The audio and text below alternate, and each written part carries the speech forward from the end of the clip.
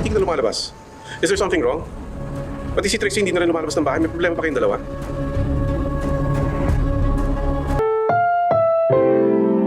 Ang programang ito ay rated SPG. Striktong patnubay at gabay ng magulang ang kailangan. Maaaring may masiselang tema, lengguwahe, karahasan, sexual, horror o droga na hindi angkop sa mga bata.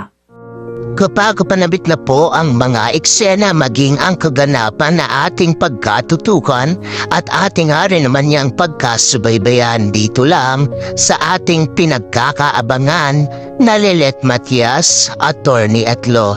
Simula pa lang nga din naman ito na lalo nga rin namang titindi ang kasamaan nitong si Renan.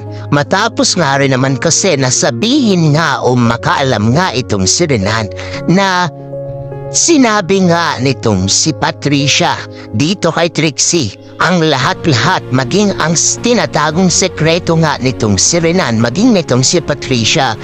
Ayaw nga nitong si Renan na masira nga rin naman ang lahat ng kanyang mga nasimulan at gusto nga nitong si Renan na dito ay hindi nga o walang makakapigil sa mga plano niya.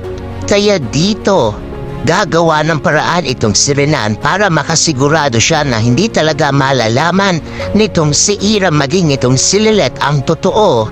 Kukunin nga nitong si Renan itong si Trixie at dito hindi nga makapaniwala itong si Patricia na magagawa nga ito nitong si Renan sa kanya dahil napagsabihan na din nitong si Patricia itong si Trixie na wala itong magsasabi o wala itong pagsasabihan ng mga nalaman ito.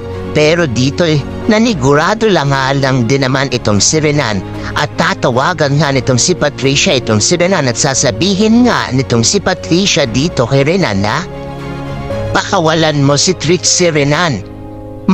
Dito nga din naman simula pa lang din naman ito na dito'y aasarin pa nga nitong si Renan itong si Patricia at sasabihin nga nito na magpaalam ka na sa anak mo, Patricia. Tatapusin ko na siya sabay tawa. Ano kayang gagawin nitong si Renan na ating pagkakaabangan?